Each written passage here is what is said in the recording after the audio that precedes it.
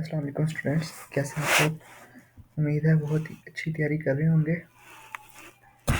Part one मैंने share किया था आपके साथ चैप्टर वन से चैप्टर फाइव तक। उसमें कुछ एमसीक्यूज ऐसे थे जो पेपर में आए हुए हैं, मतलब कि जो फर्स्ट एनुअल में आए थे, और मे भी पॉसिबल है कि वो सेकंड एनुअल में भी आ जाएं। इसी तरह ये सिक्स और एट चैप्टर के 10th चैप्टर तक देखें। कुछ देखते हैं हम। Viscous drag of force on a spherical body moving through a fluid is called, मतलब is given by drag force, simple drag force दी गई है। उसको हम या इसको स्टोक्स लॉ भी कहते हैं। ठीक है, उसकी वैल्यू क्या है, F is equal to 6 pi eta R V. Viscous drag किस पे डिपेंड करती है।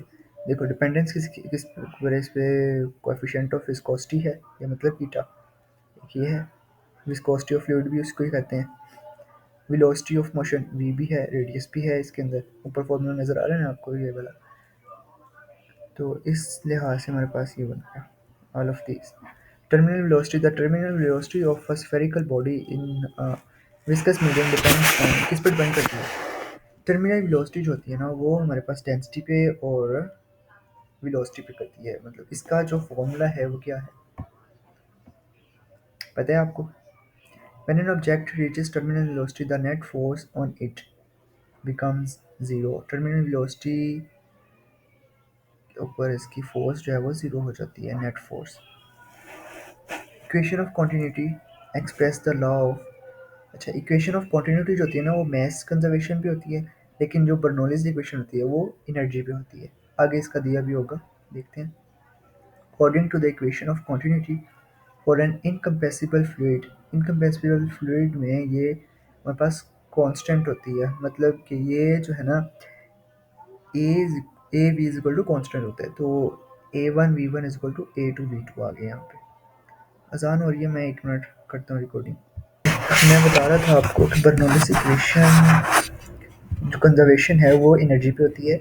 इसी तरह कॉन्टिन्यूटी इक्वेशन जो है उसकी मास पे होती है। ठीक है, इनको मिक्स नहीं कर देना। अगर ये लॉन्ग में आता है तो आपने ये हेडिंग दे के लिखना है कि ये इस पे आ रही है। ठीक है, ये अगर बर्नौलीज इक्वेशन आपके पास आती है, डायग्राम बना के आपने ये, फिर उसके बाद हेडिंग देनी है कि law of conservation of energy पे ये डिपेंड करती है। ठीक है, फिर है हमारे पास which of the following is an application of Bernoulli's principle. Application कौन सी है, तो बुक में जो दी गई है ना, वो है टॉरिसली थ्योरम, एटॉमाइजर है, मैग्नेस इफेक्ट है, और वेंचुरी मीटर है। ठीक है, वो इस तरह की दी हुई है। लेकिन यहाँ पे इलास्टिक कोलिजन वो तो बिल्कुल भी नहीं है, हमें पता है। एक्सपेंशन ऑफ गैसेस वो भी नहीं है, वो भी हमें पता है। टर्मिनल वेलोसिटी वो भी नहीं है। तो पीछे एक रह जाता है, एक रह जाता है ना पीछे, तो वो है lift off an aeroplane wing. अच्छा, लिफ्ट ऑफ एरोप्लेन विंग में हमारे पास, आपने मैग्नेस इफेक्ट और एरोसॉइल तो पढ़ा था ना, एरोफॉइल वाला। उसमें क्या होता था कि एयर जो है वो ऊपर और नीचे से जा रही है, तो वो जो दरमियान में स्पेस है, कोई भी ऑब्जेक्ट, वहाँ पे हम एरोप्लेन के विंग रख सकते हैं। ठीक है, तो इसका आंसर ए बना। फिर है super fluidity. Super fluidity is a property observed in liquid below, liquid helium below 2.17 के जो है ना, ये केल्विन है यहाँ पे।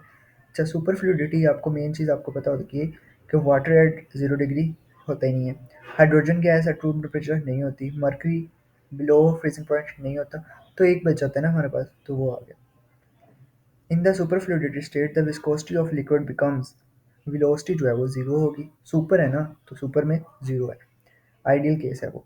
वेंट्रीमीटर, वेंट्रीमीटर इज यूज टू मेजर, वेंट्रीमीटर किस लिए यूज होता है, फ्लो रेट और स्पीड ऑफ फ्लूइड को मेजर करने के लिए हमारे पास होता है।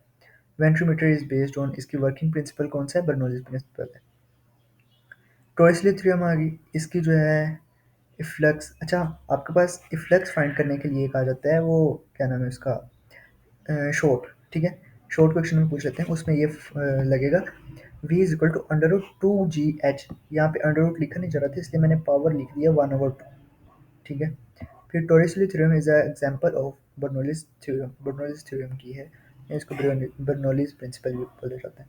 Classification of solid are mainly classified into, solids जो हैं वो क्रिस्टलाइन और अमॉर्फियस में होते हैं। अच्छा, बुक में हमारे पास पॉलीक्रिस्टलाइन भी लिखा हुआ है। पॉलीक्रिस्टलाइन ऐसे सॉलिड्स होंगे जो दोनों स्टेट दरमियान में होंगे, ना क्रिस्टलाइन होंगे कम्प्लीटली, ना अमॉर्फियस कम्प्लीटली होंगे। ठीक है, crystalline solid have long long range orderly arrangement of atoms. अच्छा, यहाँ पे लॉन्ग रेंज लिखना, वैसे लिखना तो नहीं चाहिए था लेकिन लिख लिया है। तो इसमें हमारे पास आ जाता है ऑर्डरली अरेंजमेंट या कोई और। अच्छा, अब रैंडम अरेंजमेंट किसकी होती है? अमॉर्फस की होती है। No fixed melting point crystalline है, लेकिन यहाँ पे नो लिखा है, तो नो किस में हुआ? अमॉर्फस में। नो डेफिनेट शेप उसमें होती है अमॉर्फियस में। क्रिस्टलाइन में जो है डेफिनेट शेप होती है। तो ये तीन निकल के पीछे एक रह जाता है ना, ऑर्डरली अरेंजमेंट आइटम्स, ये इसमें आ गया। Deformation of solid, change in shape, deformation आ जाती है। Elastic deformation is temporary, elastic होती है वो टेम्परेरी होती है। आपने स्ट्रेस स्ट्रेन कर्व पढ़ा था ना वो ग्राफ, तो उसमें हमारे पास जो है इलास्टिक रीजन टेम्परेरी थी, वो रिवर्सिबल दोबारा अपनी पोजीशन पर वापस चली जाती है। फिर है modulus of elasticity. Modulus elasticity में the ratio of stress to strain is called model of elasticity. इसकी डेफिनेशन आ गई। अच्छा, ये सवाल आपके पास उधर आता है शॉर्ट में, define what is modulus of elasticity and also explain its importance, या ब्रीफली टेल या डिस्कस इट्स इंपॉर्टेंस। ठीक है, कुछ भी आ सकता है। ऐसे इंपॉर्टेंस 2 नंबर की आ जाएगी, 2 पॉइंट्स आपने वो लिख देने, 1 नंबर की डेफिनेशन लिख देनी। एमसीक्यूज भी सिंपल आ सकता है। ऐसे unit of modulus of elasticity, ऐसे यूनिट के अनुसार पास्कल होता है इसका हमारे पास, या न्यूटन पर metre square. Stress strain curve है। Elastic limit on stress strain curve represent maximum stress before permanent deformation. Yield point, ये तो उसके बाद आता है हमारे पास। फ्रैक्चर पॉइंट भी बाद में आता है। परमानेंट डिफॉर्मेशन वो भी अलग चीज़ है। तो परमानेंट डिफॉर्मेशन से पहले जो है ना मैक्सिमम स्ट्रेस, वो हमारे पास इलास्टिक लिमिट में आ जाता है, जहाँ पे वो रिवर्स भी हो जाती है। Maximum stress, okay, beyond the yield point के बाद द मटेरियल, उसके बाद क्या होता है? प्लास्टिक डिफॉर्मेशन में चला जाता है यील्ड पॉइंट। ऐसा पॉइंट होता है जहाँ से इलास्टिक लिमिट जो है वो ख़त्म हो जाती है। फिर पोटेंशियल एनर्जी की यहाँ पे हमारे पास है U is equal to half K X square. ठीक है, सिंपल। यहाँ पे वर्क डन जो है ना इतना वो स्टोर कर लेती है पोटेंशियल एनर्जी। उसके बाद वो डेरिवेशन आ जाती है एंड वाली इलास्टिक पोटेंशियल एनर्जी की, वो आपने लॉन्ग के लिए तैयार करनी है। Elastic potential energy depends on, किस पर डिपेंड करती है? स्प्रिंग कांस्टेंट पे करती है, ये के है, और एक्स जो है एक्सटेंशन है इसकी। एक्सटेंशन से मतलब जो है ना वो है डिस्टेंस कितना वो मेयर कर रही है उसमें। ठीक है। इंटरनल एनर्जी, चैप्टर 8 के स्टार्ट कर रहे हैं। Internal energy of a system depend, internal energy किस पे डिपेंड करते हैं? टेम्परेचर पे करती है, मॉलिक्यूलर मोशन पे, और पोटेंशियल एनर्जी। टेम्परेचर इंक्रीज करेंगे एनर्जी इंक्रीज हो जाएगी, पोटेंशियल एनर्जी इंक्रीज करेंगे, वही डायरेक्ट रिलेशन है, energy is equal to energy. Molecular motion करेंगे तो एनर्जी, ठीक है, मतलब उसमें काइनेटिक एनर्जी आ जाती है। Internal energy of an ideal gas increases when its temperature increase, देखा वो है डायरेक्टली रिलेशन है उसके साथ। First law of thermodynamics states that, क्या कहता है कि एनर्जी जो है वो ना क्रिएट की जाती है ना डिस्ट्रॉय की जाती है। इसमें ऑप्शन बी है, energy is destroyed during work, ऐसा नहीं होता। Heat flows from cold to hot, ऐसा नहीं होता, हॉट टू कोल्ड होती है। एंट्रोपी ऑफ यूनिवर्स इंक्रीजेज, ये बात तो ठीक है, लेकिन ये डी वाली बात ठीक है, लेकिन जो है ना उसने पूछा क्या है, फर्स्ट लॉ ऑफ थर्मोडायनेमिक्स क्या कहता है? तो फर्स्ट लॉ क्या कहता है कि एनर्जी जो है वो क्रिएट नहीं की जाती और ना ही डिस्ट्रॉय होती है। सेकंड लॉ ऑफ थर्मोडायनेमिक्स हमारे पास है। सेकंड लॉ ऑफ थर्मोडायनेमिक्स क्या कहता है? Heat can not spontaneously flow from cold to hot body.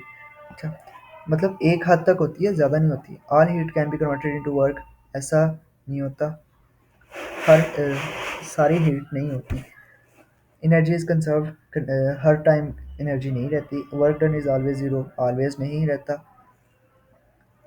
Okay, second law introduce the concept of entropy का करता है वो। Okay, heat engine works, heat engine किस पे करता है? Heat into mechanical work, heat को मैकेनिकल वर्क में कन्वर्ट कर देता है। कॉर्नर्ड इंजन आता है। Cornered engine is an ideal reversible heat engine है। इरिवर्सिबल इंजन नहीं है, वो रेफ्रिजरेटर में आ सकता है और हीट इंजन है। ठीक है, सॉरी, ये साइकिल है हमारे पास कॉर्नर्ड इंजन, तो वो नहीं आएगा। रियल इंजन नहीं है, नॉन साइक्लिक नहीं, साइक्लिक है ये। Efficiency of a Carnot engine depends on, Carnot engine की ये जो है ना वो हमारे पास temperature of source and sink, मतलब कि सोर्स एंड सिंक जो है ना वो एक इसमें प्रोसेस है। एक सिंक होता है, एक सोर्स होता है जहाँ से डिलीवर हो रहा होता है और इमिट हो रहा होता है, इस तरह। Refrigerator works on the principle of refrigerator reverse, can cornered cycle पे करता है। ठीक है। फिर है performance of refrigerator measure by, COP मतलब कोफिशिएंट ऑफ परफॉर्मेंस, इसको CP बोलते हैं, जिसने O लिख दिया ना, O नहीं आता, CP आता है, simple. Entropy is measure of disorder और रैंडमनेस। टेम्परेचर नहीं होता, एनर्जी भी नहीं होती, प्रेशर भी नहीं होता, तो डिसऑर्डर जो है ना वो एंट्रोपी, या इसको अनसर्टेनिटी भी कह देते हैं। In all spontaneous process the entropy of the universe increase. Entropy increase ही होती है, एंट्रोपी डिक्रीज हो ही नहीं सकती, ठीक है। Efficiency of heat engine is given by, efficiency कैसे, ये है 1 minus T square over T1, ठीक है। फर्स्ट लॉ कैसे लिखा जाता है, delta Q is equal to delta U plus delta W. Doppler's effect आ जाता है, इसके केसेस में देखते हैं। Doppler effect is a change in, इसकी definition simple, parent frequency due to relative motion of source and observer. अभी second year में भी आप ये पढ़ेंगे। अभी ये किस चैप्टर में था, ये लिमिनोसिटी वाले चैप्टर में था, 23rd वाले में, अभी मैंने किया था उसको। When the source moves toward the observer, observe frequency increase होगी, ठीक है। इसके चार केसेस हैं, वो लाजमी आपने पढ़ के जाने हैं कि पहले में क्या होता है, एक सोर्स रेस्ट भी होता है और गाड़ी या कोई सोर्स वो आ रही होती है उसके पास, ठीक है। तो जो ऑब्जर्वर होता है उसके पास जब पास से गुजरेगी तब उसके पास ज़्यादा हो जाएगी लाउडनेस वेवलेंथ की वजह से, और बाद में कम हो जाएगी, इस तरह वाली वेवलेंथ। वो application of Doppler effect, Doppler effect कब यूज़ होता है, रडार स्पीड डिटेक्शन में। हाइट ऑफ माउंटेन्स पे नहीं, लाइट इंटेंसिटी नहीं, डिटरम प्रेशर के लिए भी नहीं, तो इसका आंसर रेडार स्पीड है।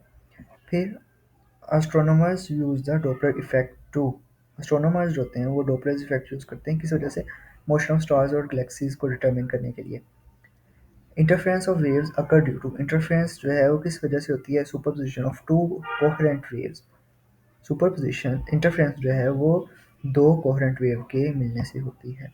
Beats are produced due to interference of two sound waves of slightly different frequencies.